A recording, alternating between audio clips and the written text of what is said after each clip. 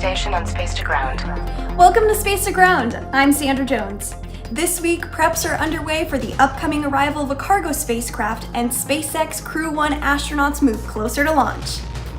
NASA astronaut and current commander of the space station, Chris Cassidy, is gearing up for the arrival of the Northrop Grumman CRS-14 Cygnus cargo craft, currently slated to launch on Tuesday, September 29th from Wallops Flight Facility in Wallops, Virginia.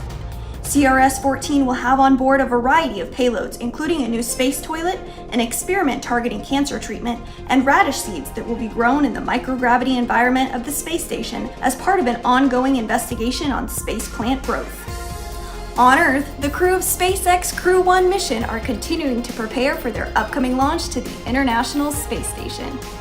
NASA astronauts Michael Hopkins, Victor Glover, and Shannon Walker, as well as JAXA mission specialist Soichi Noguchi, will take part in a crew news conference on Tuesday, September 29th from Houston. Tune in to NASA TV or the agency's website to learn more about the first crewed rotational mission of an American commercial spacecraft. The SpaceX Crew Dragon is scheduled to launch from NASA's Kennedy Space Center to the space station no earlier than October 23rd. This week's question comes from Amal, who wants to know when the crew of Expedition 63 will return to Earth. The crew of Expedition 63, which includes NASA astronaut Chris Cassidy and Russian cosmonauts Anatoly Ivanishin and Ivan Wagner, are scheduled to land in Kazakhstan on October 21st, bringing the end to a 6.5-month mission. During Expedition 63, Cassidy took part in 4 EVAs, bringing his total number of spacewalks to 10. That number ties Cassidy with Michael Lopez Alegria, Peggy Whitson, and Bob Behnken as the only U.S. astronauts to complete 10 spacewalks.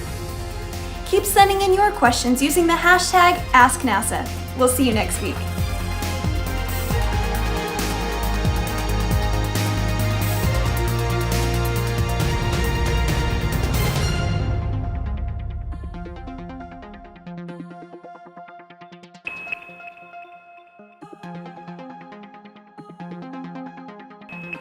Subscribe for more space.